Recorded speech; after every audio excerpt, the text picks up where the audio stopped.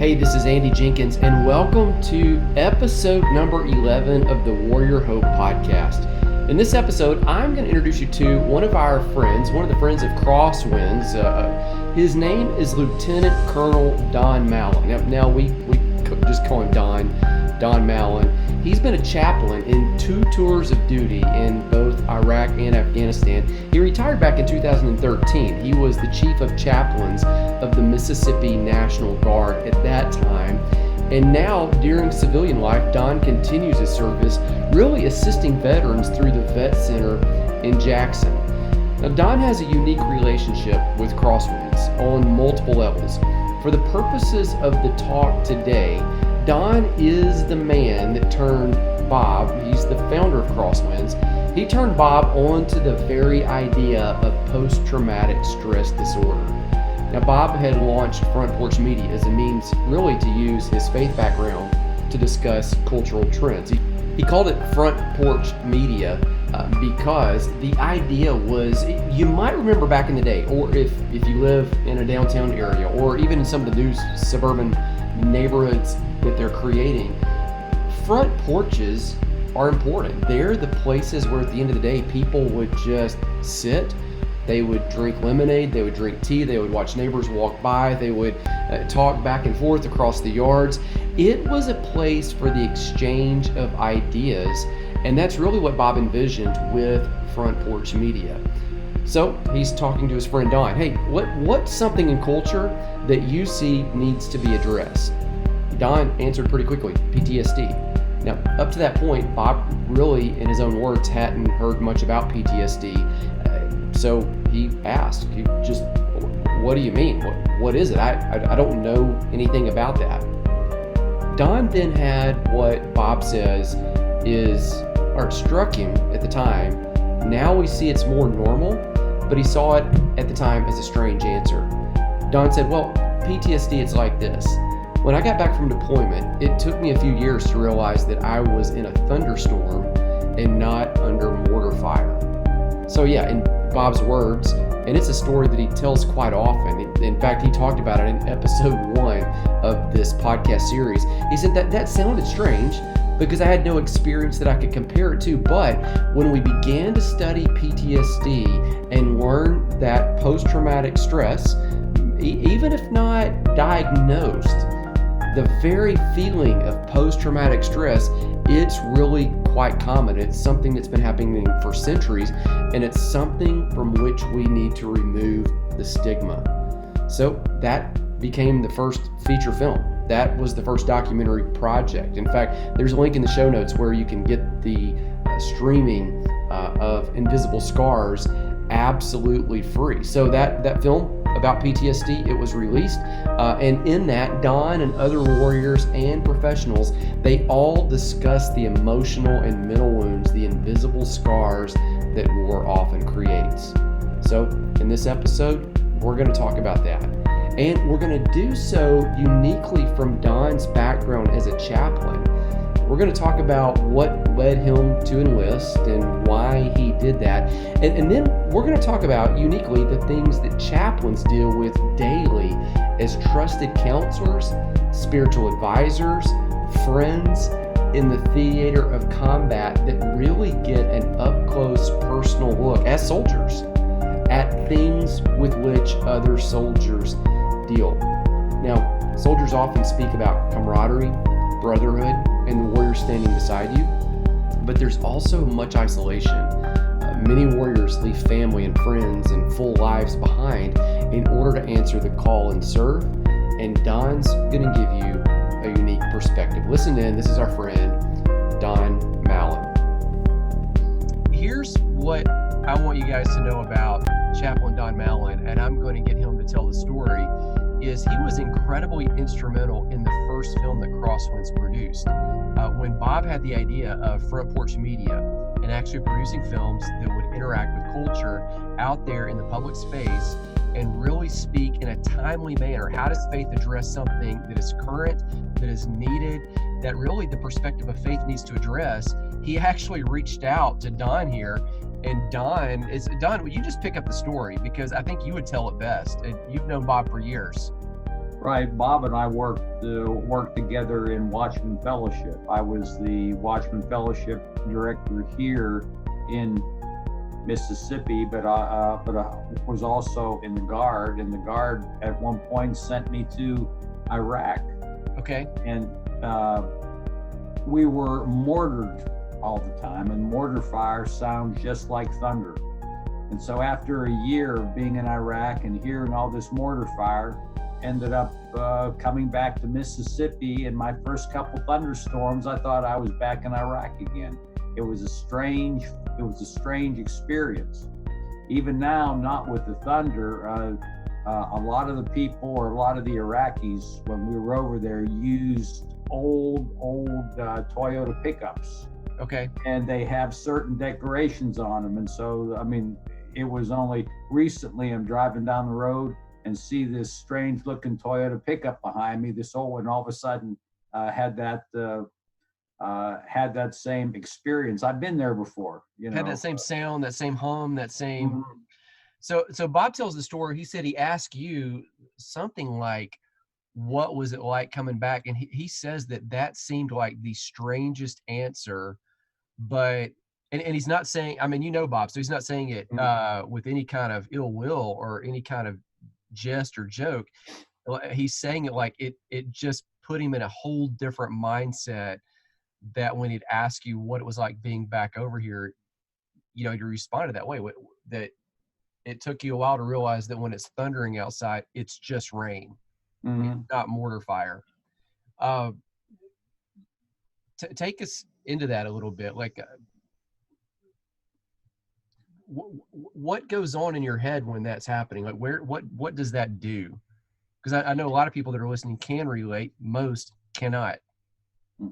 Well, I mean, it's just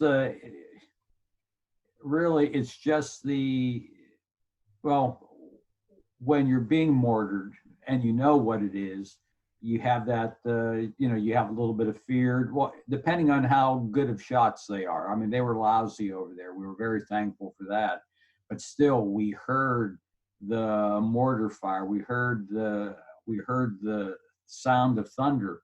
And when it's a clear blue sky and you hear thunder, we knew that we were being mortared. So it was a mixture. I mean, it was kind of a surprise, but also the thunder, mortar fire. Coming back here then and hearing the same thing brought back both the mixture of the fear and thinking again that we're back in Iraq, or that I was back in Iraq. Takes you back. How did you end up in the military? What was the entry? Being in the military, I joined the Army in 1972. 12 days back. 12 days after I graduated from high school, I was on my way to Fort Dix, New Jersey. From Fort Dix, Fort Gordon, Georgia, and they sent me to New Mexico. I was stationed at White Sands Missile Range in New Mexico, and I became a Christian in New Mexico, and that's where I developed a relationship with the chaplain there, and from there, I saw myself wanting to become a chaplain. Okay, so did you enlist as a reserve, or were you enlisting? What was the intent? I went in with a couple friends. We didn't know what we were going to do after we graduated from high school. We didn't have our, some people had college and everything else mapped out. They knew what they were going to do. I didn't. They, the other two guys may have, but we came in on the delayed entry program. We joined in like March, graduated in June of '72, and we were on our way to Fort Dix, New Jersey at the end of June. So that's a quick change up right there. It is, and I'm glad I did it. There were a couple of aha moments though in basic training when you just wonder what in the world, why you made that choice to join the military. With all the PT and the shouting but looking back on it, it was good. God used it to get me down to get me to hear the gospel in New Mexico. So you eventually ended up in the Middle East. Was that your first deployment overseas? That was okay. Now I was enlisted at White Sands. I got out in '76, and then came to Birmingham. Went to Birmingham Theological Seminary for a while and joined the enlist. Was commissioned as a second lieutenant. I wanted to be a chaplain. It wasn't until I came to Mississippi that I actually got in the Guard and became a chaplain, and that's when I was deployed. Okay. And, so it's a long road from my enlistment to where I was in Birmingham, then Jackson, and in the Guard here. Yeah, not necessarily a straight line, or I mean, you can look back in the rearview mirror and go, "Oh yeah, it kind of makes sense how I ended up here." Tell me, as far as being a chaplain, what is the role of the chaplain in the military? In the military, the chaplain's role, first, he's to represent his or her denomination. You have to be endorsed by your denomination. You have to meet the standards of the military as well as your denomination. The chaplain in the military is, he holds services for the men and women in the military. He does counseling. He goes with them. The idea of the chaplain is that the chaplain will be as far up front as possible to go with the men and women wherever they're going. So this would be as close in the front line as possible? As close as you can be. Now, when I went to Iraq, I was with an engineer unit. So, we weren't fighters per se, but we were people that they send people out to do some construction, build up various bases and everything throughout the area. So would you find a chaplain, say, in the trenches or out on the front lines? Would that be common, or would that be? They would be, again, in an infantry unit, they would be up there, not necessarily all the time, but they would try to be close by in case something happened to some of their people. I worked with a number of chaplains in Iraq. There's a shared ministry with the chaplains from other units. We ended up sharing preaching responsibilities or Bible study or counseling or whatever was needed, as well as you had your own work with your own unit. So you shared responsibility with other chaplains for a bigger area, but then you also had to go out and do the work in your own unit and help the men and women there. So without disclosing something that would be private per se, or that you couldn't say, that would breach a confidence or something, what is like a typical thing that a soldier might need you for besides preaching, or what we think of as normal, like church type activities? Like what are things they would approach you for that you would go to them for? Well, they would come to me. Had a lot of marriage counseling. That was a big issue in the military. People would they had trouble.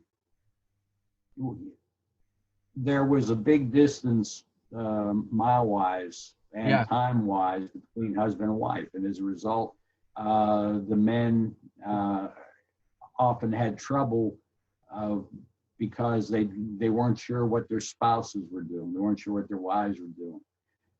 Had one guy in Iraq. He was emailing his wife, and he was having a real hard time because she wasn't emailing him back after a while. And so when you're far away and you're far away from family, your mind starts playing tricks on you, not knowing you're not there, you don't know what's going on, so your mind goes to the worst. Right. And so we had to go. At that time, I was acting brigade chaplain, and I had access to a satellite phone. And so we went and used a satellite phone. He called his wife up, and everything everything was great. I mean, he had the biggest smile on his face after that. But I mean, he was really going down as far as his attitude, and didn't know what his wife was doing or why she wasn't responding to him. And but once he talked to her, things were great. He was, I mean, even for a year or two after that, he would still email me and thank me for that. So something like that. Or in Afghanistan, had another guy. He and his wife were both in the military. They had kids. His wife was home with the kids, but he was gonna. He had his time there in Afghanistan. He was going back home, but she was now going to be deployed. And so Okay. you see, there's a Oh, lot wow. of separation in the military. And Yeah. so they want to talk. Yeah, go ahead. Sorry, I interrupted you there. No, I'm just saying that they want to talk to somebody, and oftentimes it's the pastor or the chaplain that they want to come and talk to. I would not have thought about that. Like, I would have thought, with the military, like that's surprising, but it makes all the sense in the world. I would have thought that the bigger issues would have been like life or death issues, because military, like you said, there's mortar fire up around you Mhm. constantly, and thankfully the guys you were facing were not very good shots, at least there. I would have been, that's a surprising thing, that a lot of the issues are relational. Like, it's Mhm. family and it's spouses and it's the disconnection from being, time and distance and so far away. We've talked about, moral injury on this podcast. We've talked about PTSD. We've talked about that in length with the Warrior Hope curriculum. Um, you were there weeks ago when we did the leadership training. Talk to me about moral injury or PTSD, either one, just from the perspective of what you've seen as a chaplain, whether it was of yourself or even other people. Like, are there specific stories that stand out where you've seen this, that people would understand? Well, a couple of things. One is when you're over there on the film on PTSD, there was a chaplain, Chaplain Kuda, and he was talking about how when you're over there, everyone is going through the same thing, so no one notices anything different. Because when we were over there, it was hot, it was dirty. A lot of people didn't get a whole lot of sleep, and that was kind of everyone was going through that, and so didn't notice anything different. You come home, you start to see some differences simply because now you're in an environment that's a lot different than your combat environment. Right. So you can see more when you get home because the contrast is a lot clearer. And we would see that with more of the people. We came back and had a number of wives call about their husbands, and that as a result of their time over there, they wanted to know if I could talk to them or just advice on how to help them out or how to help them understand their husband. So chaplain duty doesn't end with deployment ending then, is that... No, when you're a chaplain of a guard unit, oftentimes a lot of things do carry over into the normal 1 weekend a month, 2 weeks in the summer time frame. Okay. Especially if you were together with a unit and you came back with that same unit, you develop that relationship with people, and they do continue to talk to you. They do continue to to seek your advice. Yeah, because really you're pastoring these people, and I think your affiliation is the Presbyterian Church of America. Is that correct? Correct. PCA. So really you're a PCA pastor up there, front lines with the military, is, I mean, for all intents and purposes. And so that's what people are getting when they're coming to you, is they're getting pastoral care. Mm-hmm. And I guess that doesn't just turn off. So that's been very helpful to understand really what the military chaplains do. Now talk to me about you have a ministry now. Let's talk about that and talk about the organization that you lead and how that began. Yeah, well, that was something that started as a result of Bob and I talking. Cross swords that's Yes, what you're sir. talking about. Cross swords and the idea. What I really would like to see is connecting the veteran with the providers out there, and I think on the Cross Swords website has a lot of different links and everything for the veteran that they can go to, and for the VA and other sources out there. It's important to help point the veteran in the right direction, simply because oftentimes in the Guard and Reserve, when you come home, you're no longer connected with the Guard directly, and you need help, people pointing you in the right direction, and that's what I've been trying to do, is point them in the right direction. I've been working with the VA, or I've been in the VA for about 15 years, but recently retired, and it was with a vet center. Vet center, we do readjustment counseling for combat vets, and my role was outreach, and so that was trying to connect the veteran with the vet center. So that's a lot of what I am doing now. Right now, also, since I retired from the VA, a lot of what I'm doing now, I'm teaching part-time at Belhaven in the Old Testament, and Paul and Acts and Kingdom Life, and I'm also preaching throughout the area, a number of different churches. So I'm keeping busy that way. I still come in contact every so often with people in the Guard unit that I was a part of, whether it's on Facebook, whether it's at the VA hospital, whether it's just at Walmart or something like that. Still come in contact with people. But again, still doing my desire is really. Go ahead. Still doing the soldier thing on one hand, with all these connections, and also doing the pastoral element, that call that you have. Correct. So still walking out both of those. With Crosswords, I'm going to put a link in the show notes where people can go to that site. I've been on that site before, and I know that we had an extensive list of books and resources that we've gotten from you that we even put in the back of the Warrior Hope curriculum. Most of the books that we refer people to are resources that you've vetted. So, we lean a lot on your expertise and your wisdom. For all back there, all on that shelf. People, I'll have to get a screenshot of that and show people that shelf right there.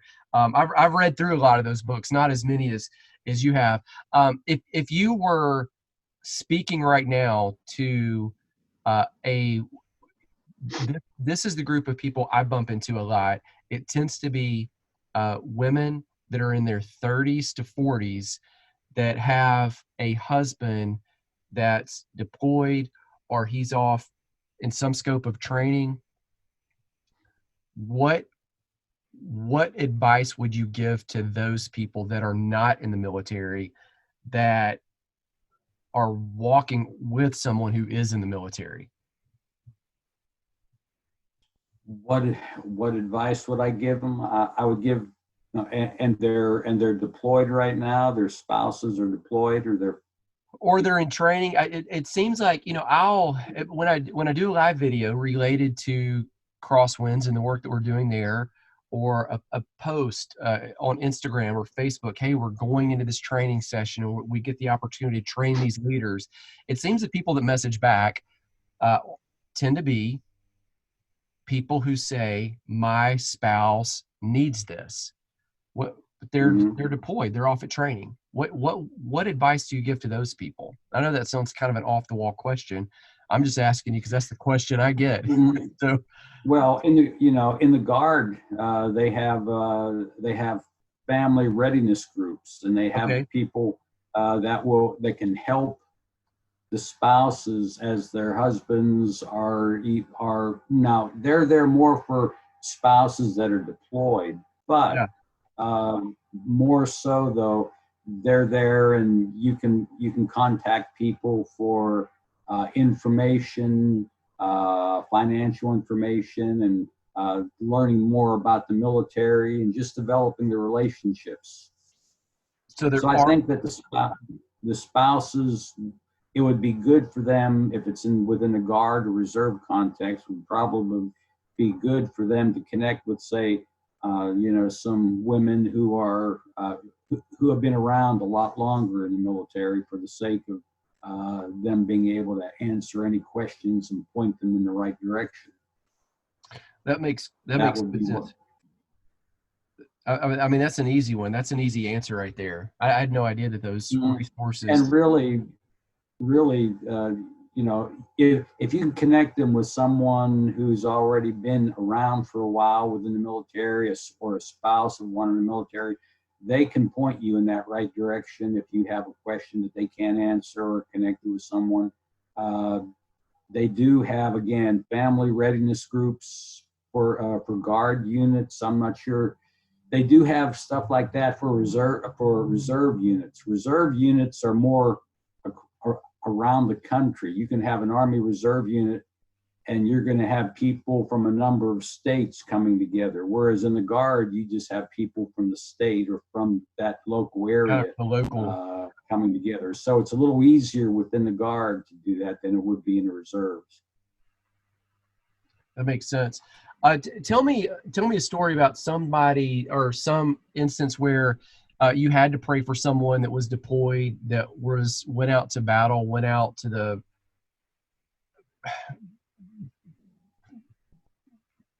Give me a story of something that you remember from being deployed, that you remember from where somebody sought help or counsel related to war, maybe not necessarily related to past stuff on the family, but something that they were facing.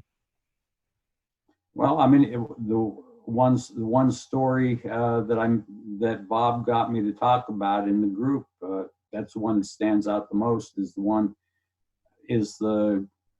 We were having a Bible study at chapel on a Wednesday evening, and this young lieutenant comes in, and he's real fidgety. I mean, he comes in, he sits down, gets up, walks around.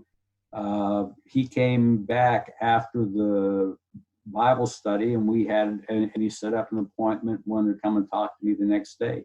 He was there before I was the next day, and he was in a Humvee that was hit, and he said that he was, when his Humvee was hit, it was he couldn't get out quick enough. He heard some people screaming, the smoke in his eyes as a result of that, and he thought back to his wife and kids, and that really shook him. And so part of what they did to help the troops, they would keep him close by, but they would keep him on base and everything, give him a couple days off to try to deal with this. And so he was dealing with it, and he wanted to talk to me as a chaplain and, give him some verses and pray with him, pray for him. And I did. And he also had other friends he was talking to. After about a week or two, he came up to me and said he's going on his first mission, and it's since that event, and it's a real dangerous mission, and wanted me to pray. So we prayed and sent him off. I told him I would see him later, and not realizing that they were going out in this dangerous area, and they came under attack again. And one of his men got out, and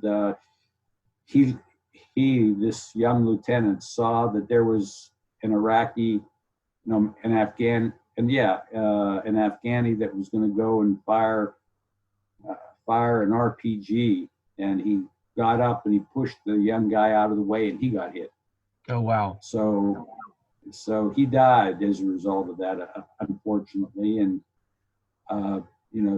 all these guys came back with shrapnel in them, and uh, I went to talk to them, or at least to visit with them as much as I could.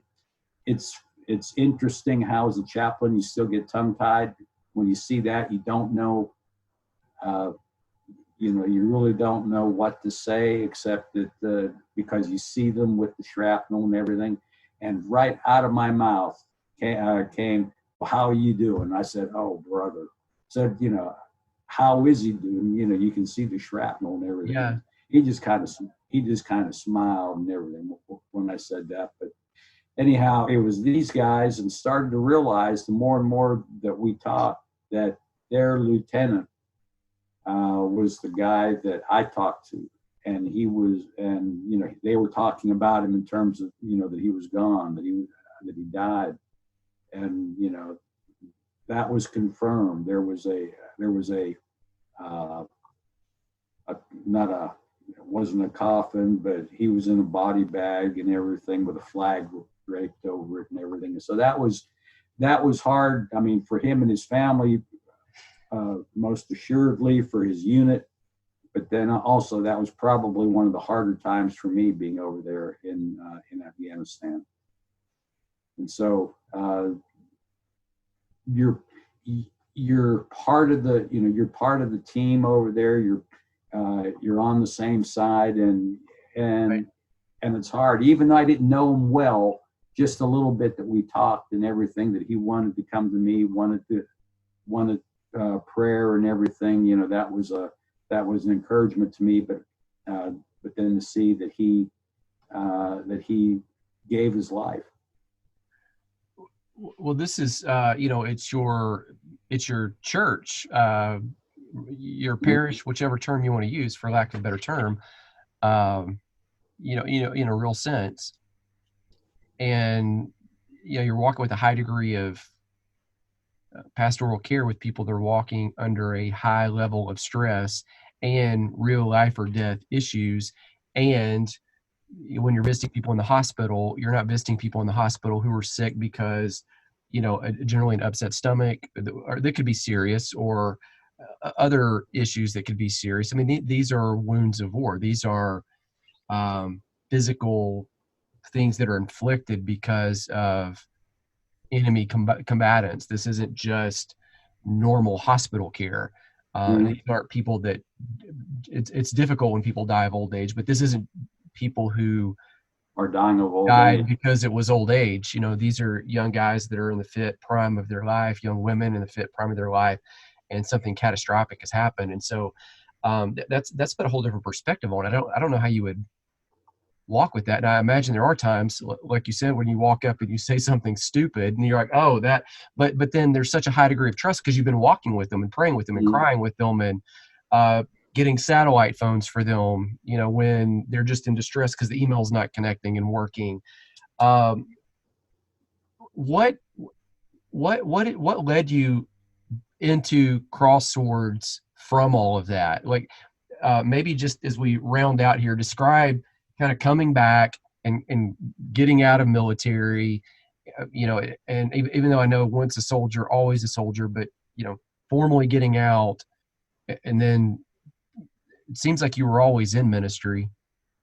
And so it was a logical next step to just change the outlet, change the platform. But maybe just describe coming home. Well, I came home twice. I'm going to say from Iraq. Still in the Guard after that. I mean, coming home, you're still in the Guard. You still go to training and everything, 1 weekend a month, 2 weeks in the summer. But I was also at that point, prior to Iraq, I was with Watchman Fellowship, and kind of thinking that I was going to be again with Watchman Fellowship. But the motivation and everything just wasn't there after coming back from Iraq.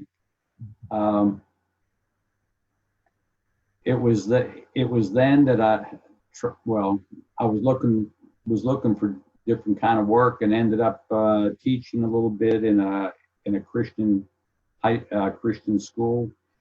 Also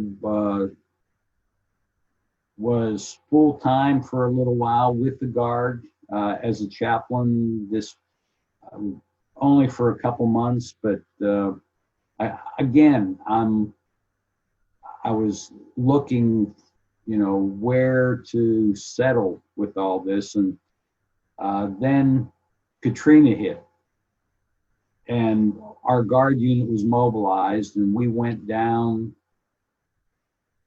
We went down to the coast for 6 weeks, working with the destruction down there. But then I met a guy who was a head chaplain at the VA here in Jackson, and he suggested that I get into the clinical pastoral education or CPE program at the hospital. So I got into that for a year, CPE, going through dealing with veterans, learning better pastoral care, learning how to see yourself and see your problems as well, and try to keep them from affecting you as you help others. Yeah. And so went through that, and they didn't have an opening at the hospital for a chaplain, but they had an opening for the vet center. And so the vet center, I got that job, loved it. It was traveling all over the state of Mississippi.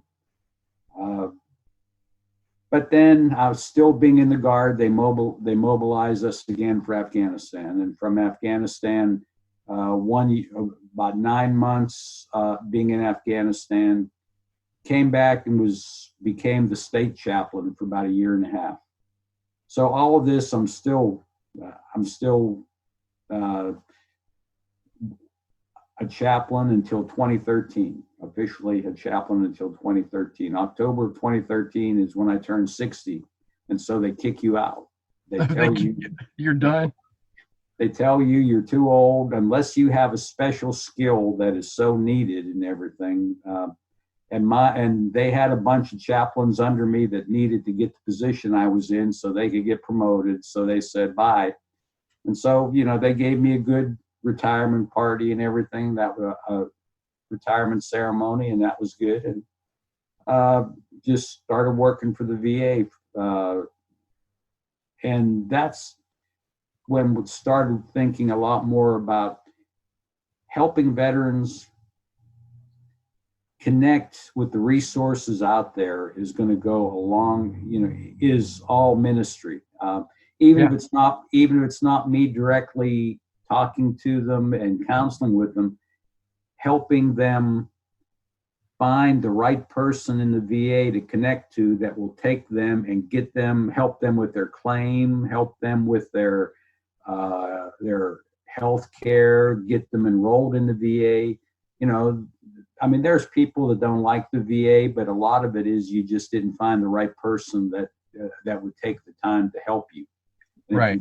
If you find that right person, then that's going to change, how you view the VA. So my goal is to help people find that right person in the VA, to take them through the health care or the claims, or give them information about the cemeteries, things like that all veterans at some point are going to need. So if people need that help, where should we send them? Like if they're listening and they're going, oh, I need that, or somebody in my family needs that. I've got a friend that needs that. I've got somebody that I've heard complaining about the VA, and now I'm realizing, oh, I get it, because it's like looking for a needle in the haystack. And if you could just find somebody that said, hey, here's the needle, who or where should they go? Well, first, all states have veteran service officers. They may not all be, all have, a lot of the veteran service officers are elderly and they have a hard, they're not necessarily real motivated, but they do have some information that can point them to the right person at the VA. We run into a lot of good veteran service officers here, and then some that are just kind of there just for the job. Some are just worn out. They've served their country in the military, and now they're trying to do it this way too, and it's just hard on them. Yeah. But veteran service officer, you can go to local VFW. They have people that are knowledgeable about the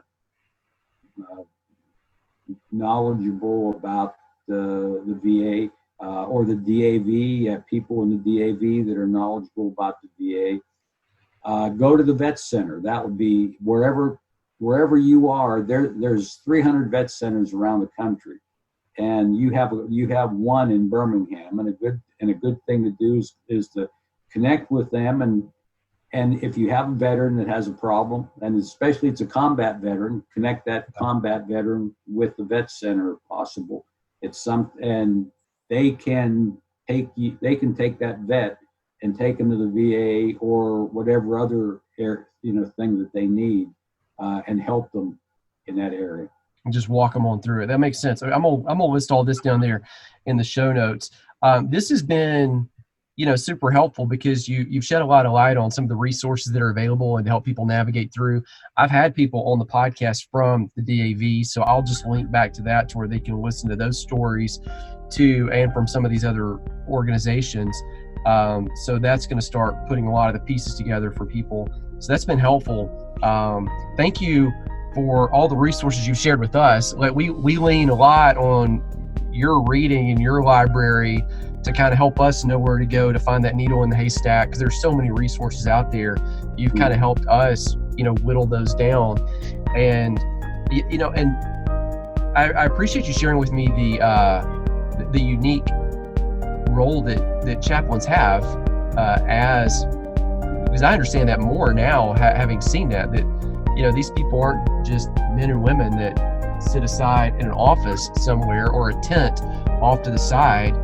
You're actually out there walking, shepherding people through some really difficult things on multiple levels. They're managing deployment out there. They're managing family kind of back here.